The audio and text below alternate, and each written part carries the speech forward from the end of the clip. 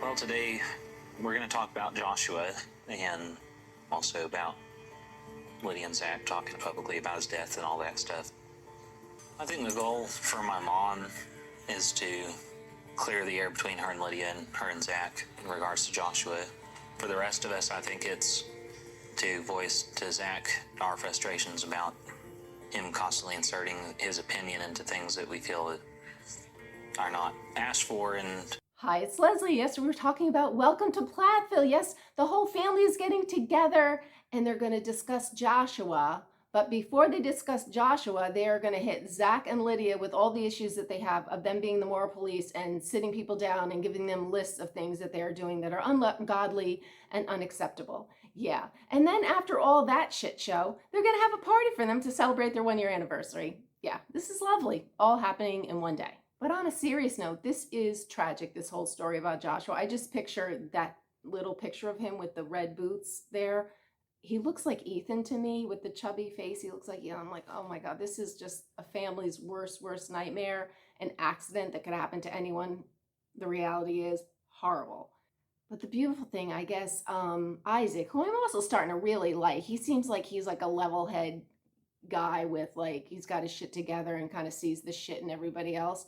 He made this beautiful wooden bench for Joshua to honor him, and everyone's going to like sign it, like, engrave it. So that's nice. But this whole Zach and Lydia thing, oh hell no. And it seems like Zach is the culprit more than Lydia. It seems like she's just kind of supporting him, but he's the one doing it. And that is even more annoying because he literally just married into this family. Who the hell are you to start telling family members what they're doing wrong? Ugh. When Zach sits people down in the family and tells them what they're not doing right, overall it's a feeling of judgment. It's a feeling that that Zach and Lydia have figured out how to live, and it's their job to tell us. It feels like they think they're better than us. Yeah, bottom line, that's total judgment. It's a total judgment, and that to me is not godly. You're not supposed to judge. And it's time that everyone starts to gather.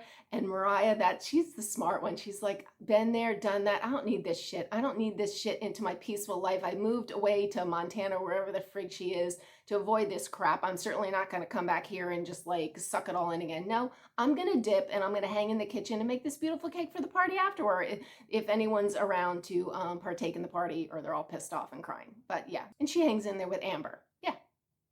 That's where I'd be hanging, except for Isaac. Isaac had it right. He didn't even show. He was a no-show. Smart man. You don't do 10 plus freaking seasons of a show and not learn something. Yeah, they may take a while, but they do learn. Just don't show up. And then it starts, and Kim kind of chimes in that she doesn't like how Lydia brought all her personal baggage and trauma to the internet, and made judgments upon Kim and alluded that that's why her and Barry got divorced, which makes no sense to me because it was basically like 17 years later or something that they got divorced. That's a slow burn if you ask me. But Lydia, whatever, she lets her know that was not cool. And then thankfully Ethan, we love this. We love this part of him when it works in our favor. Starts to chime in and Lydia starts to tear up. I'm feeling nothing for her. Nothing. If I'm being honest, I didn't like what I saw. One of the things that you guys made very clear was before anyone talked about someone else, they should talk to them first. That's definitely, I would say, falls in that category.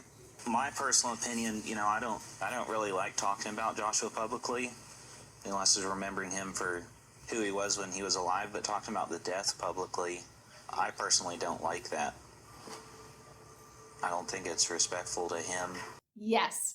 I just wish he was a little more forceful about it. It was like, you called us all out and sat us down. That's not acceptable. He should have been a little more forceful, but got the point across.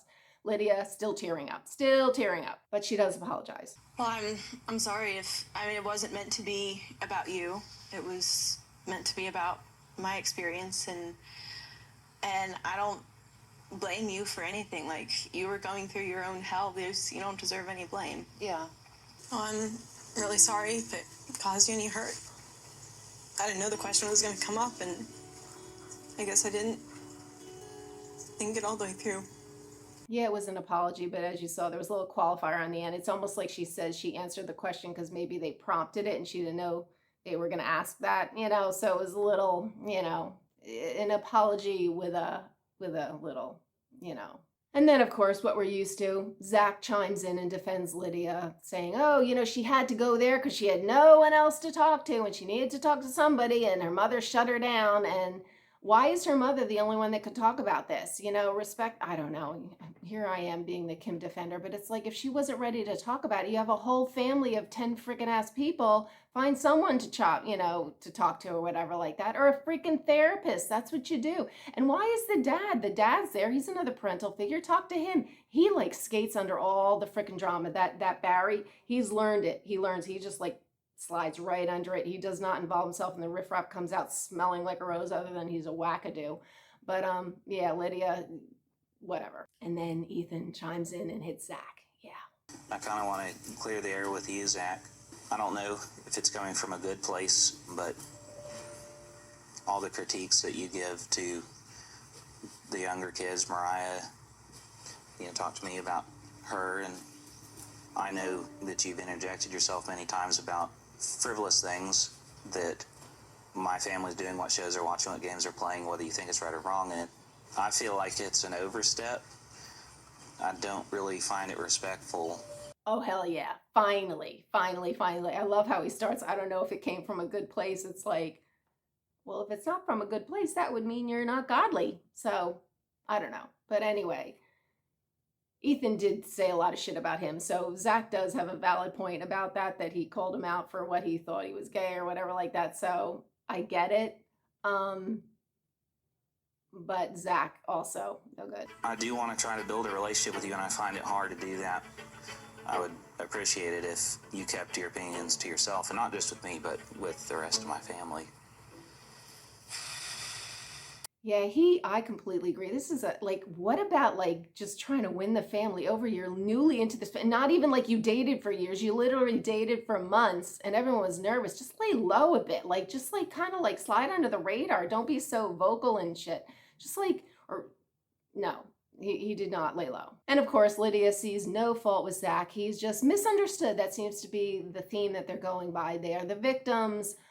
Yeah, and totally defends him. Well, I am glad that at least people finally spoke up and spoke their minds and put Zach and Lydia somewhat in their place. Felt a little bit bad for Lydia, but I got over it, The moral police, no. But anyway, I follow this nonsense every week, so if you want to follow along, please subscribe, hit the notification bell, and I will see you next week.